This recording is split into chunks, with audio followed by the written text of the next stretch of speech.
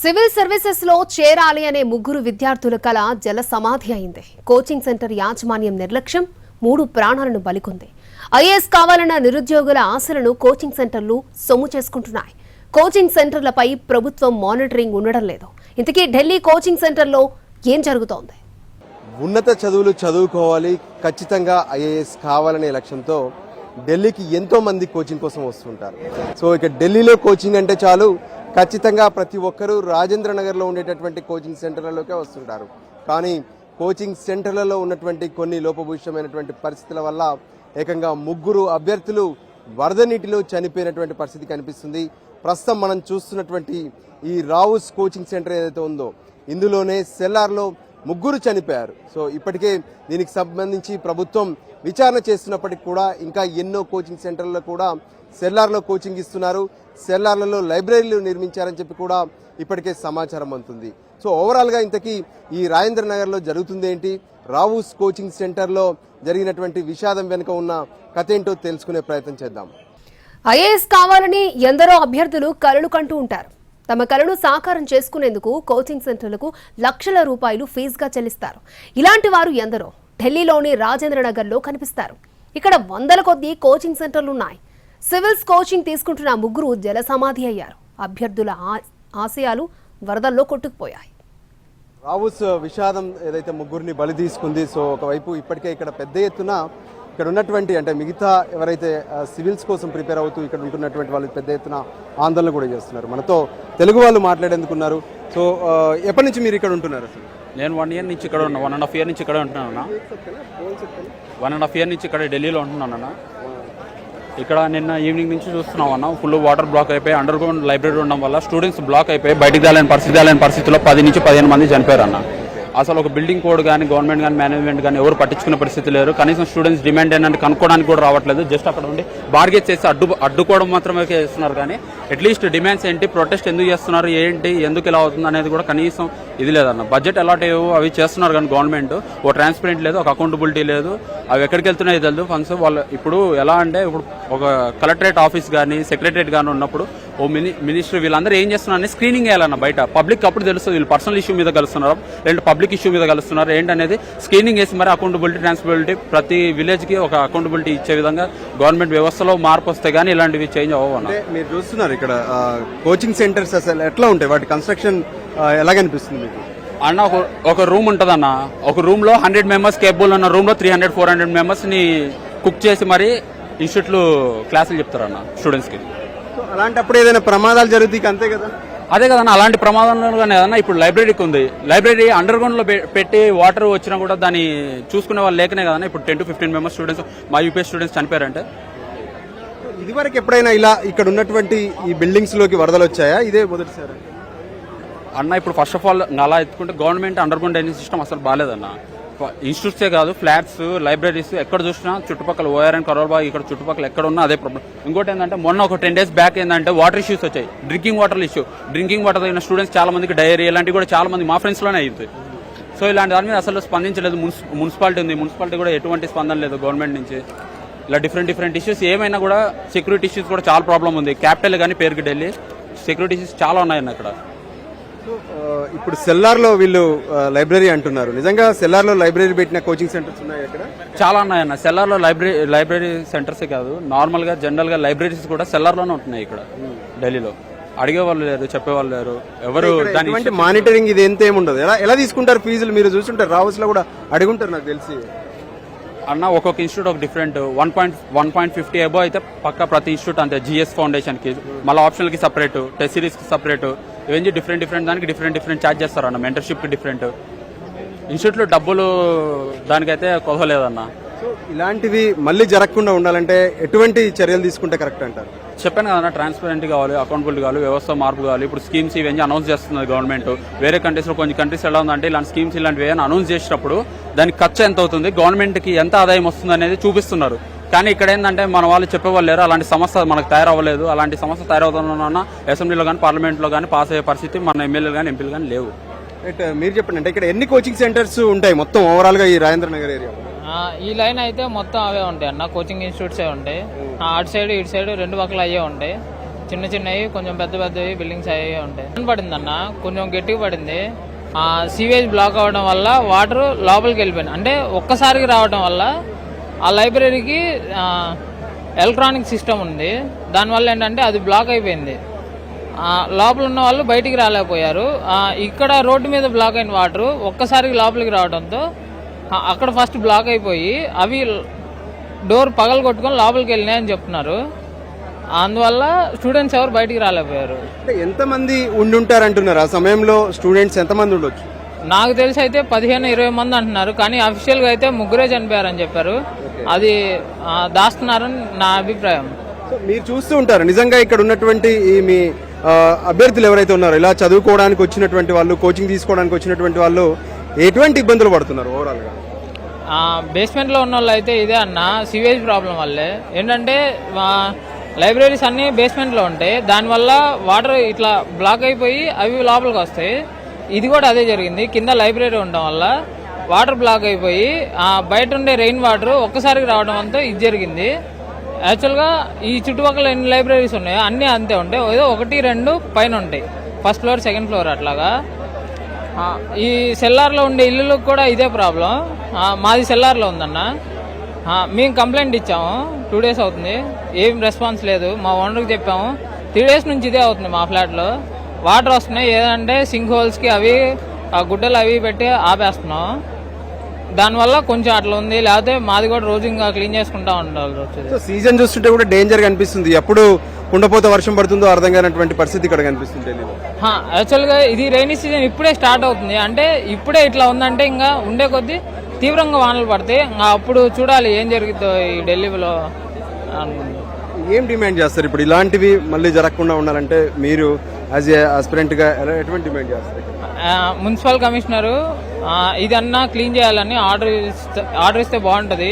ఎందుకంటే దీనివల్లే అవుతుంది. నార్మల్గా అయితే కొంచెం క్లీనింగ్ ఉంటే పెద్దగా ఏం అవ్వదు. లాస్ట్ ఇయర్ వానలు పడ్డాయి, లాస్ట్ ఇయర్ పెద్దగా ఏం కాలేదు.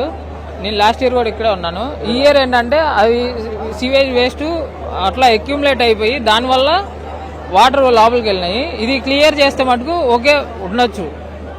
రైట్, ఇది పరిస్థితి మనం చూస్తూనే ఉన్నాము. సో మొత్తానికి రావుస్కి సంబంధించినటువంటి ఈ ఘటన అంటే ఎందుకు జరిగింది ఏంది అనేది పూర్తిగా కూడా స్పష్టంగా కనిపిస్తుంది. సో ఈ పరిస్థితుల్లో ప్రత్యేకంగా ఇక్కడ ఉన్నటువంటి పరిణామాలు కావచ్చు, వీటన్నిటిని చూస్తే ఖచ్చితంగా అంటే ఇక్కడ ఉన్నటువంటి ఏదైతే డ్రైనేజీ సిస్టమ్ ఉందో దాన్ని క్లీన్ చేయలేదు. ఫలితంగా వాటర్ డ్రైనేజీ సిస్టంలోకి వెళ్లకుండా సెల్లార్లోకి వెళ్ళాయి.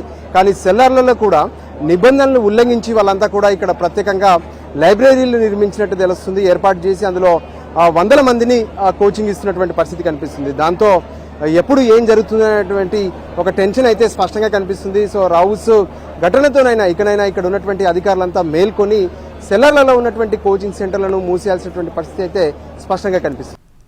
దేశ రాజధానిలో గందరగోళమైన ప్రభుత్వ పరిపాలన సాగుతూ ఉండడంతోనే కోచింగ్ సెంటర్లు మాఫియా యథేచ్ఛగా సాగుతోంది. నిత్యం 3 పువ్వులు 6 కాయలుగా వర్ధిల్లుతోంది. అద్దాల భవనాల్లో అబద్ధపు ప్రచారాలతో అభ్యర్థులను బలి తీసుకుంటున్నారు. అన్ని కోచింగ్ సెంటర్లు లక్షల రూపాయలు కోచింగ్ ఫీజు వసూలు చేస్తున్నారు. రావుస్ కోచింగ్ సెంటర్లోనూ ఫీజు 1,00,000 పైనే. అయితే పార్కింగ్ కోసం, స్టోర్ రూమ్ కోసం నిర్మించుకున్న సెల్లార్లను కాస్త లైబ్రరీగా మార్చేశారు.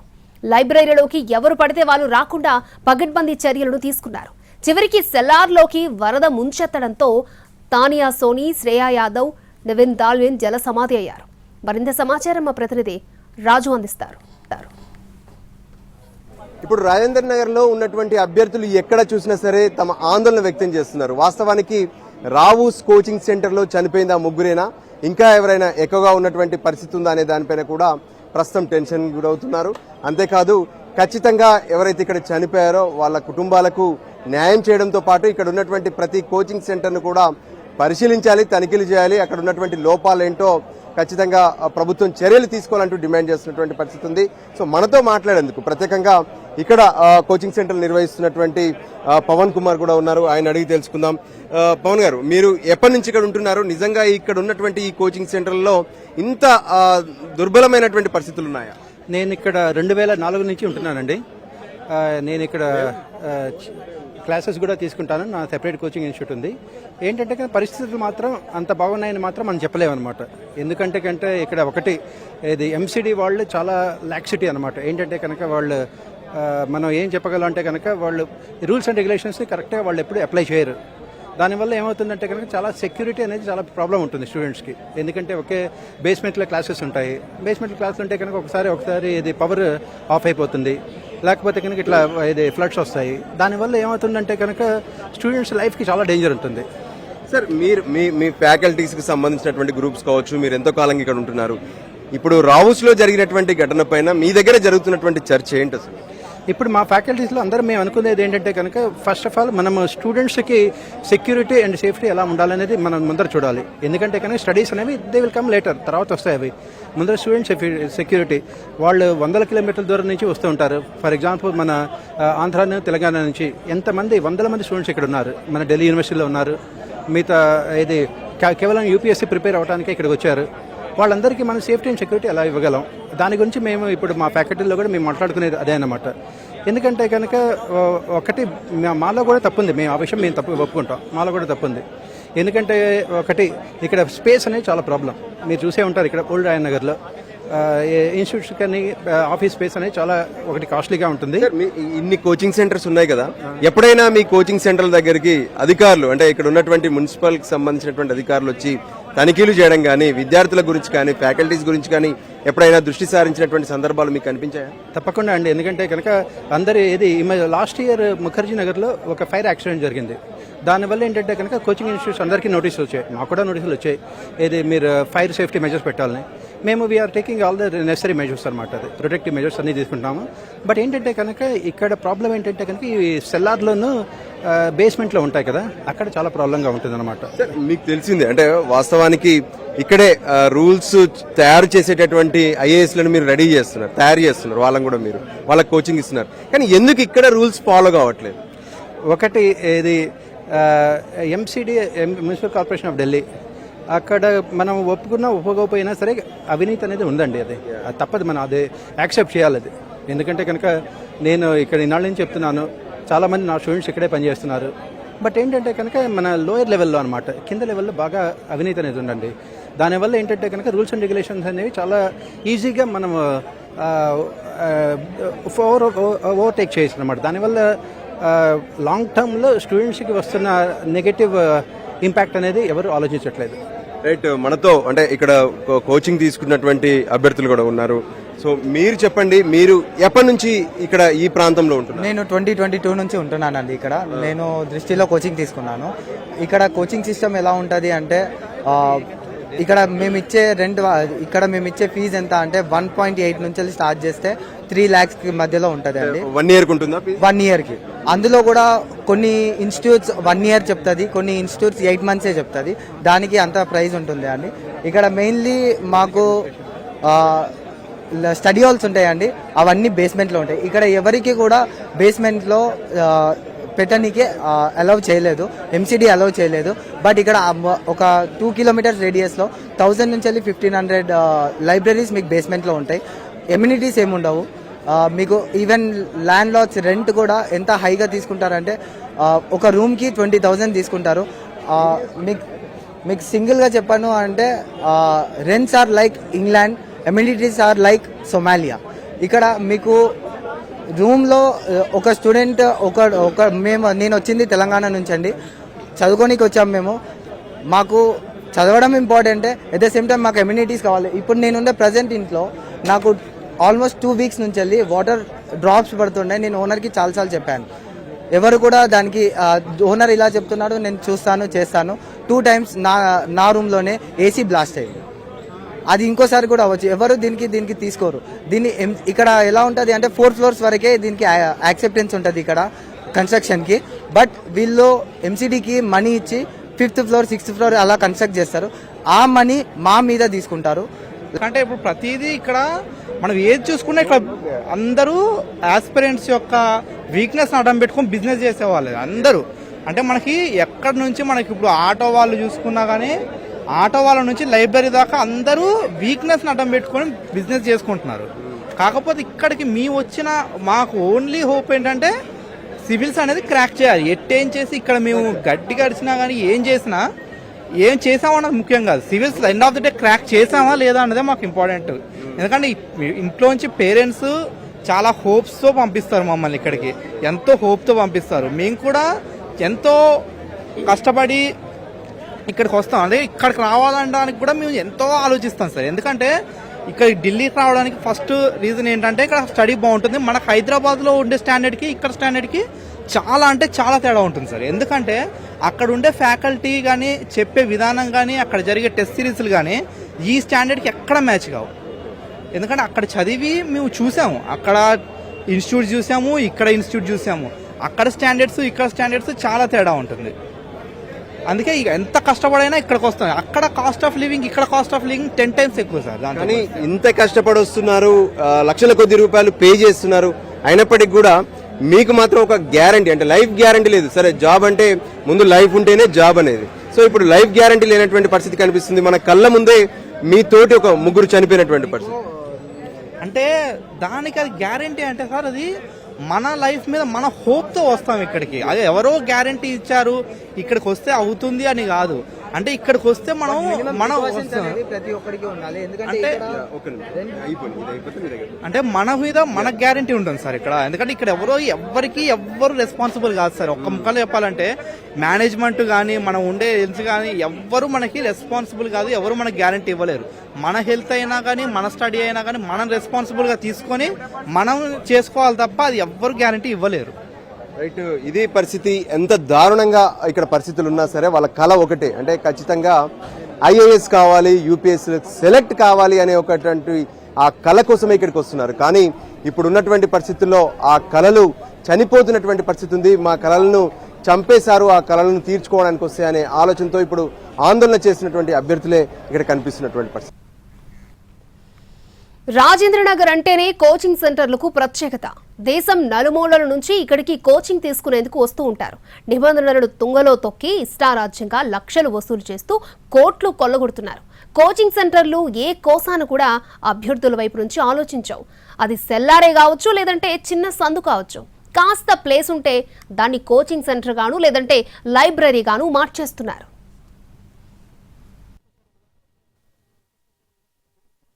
కోచింగ్ కోసం వచ్చినటువంటి విద్యార్థులు ఎందుకు టెన్షన్ పడుతున్నారు, అంతేకాదు కోచింగ్ తీసుకుంటూ సెల్లార్లో జల సమాధి అయినటువంటి ఆ 3 పరిస్థితి ఏంటి, ఎందుకు వాళ్ళు జల సమాధి కావాల్సి వచ్చింది, నిజంగా రాజేంద్రనగర్లో ఉన్నటువంటి కోచింగ్ సెంటర్ల పరిస్థితి ఏందో తెలుసుకునే ప్రయత్నం చేద్దాం. ముందు ఏదైతే దుర్ఘటన జరిగిందో ఆ దుర్ఘటన జరిగినటువంటి రావూస్ కోచింగ్ సెంటర్ ఏదైతే స్టడీ సర్కిల్ ఉందో, ఐఏఎస్ స్టడీ సర్కిల్ మనకు కనిపిస్తుంది. సో ఈ స్టడీ సర్కిల్ వద్ద మనం ఉన్నాము.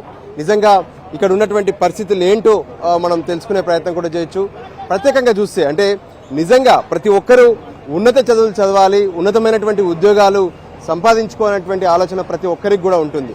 సో దానికి అనుగుణంగానే ఎంతో మంది వచ్చి ఇప్పుడు కోచింగ్ సెంటర్లను ఆశ్రయిస్తున్నటువంటి పరిస్థితి కనిపిస్తుంది.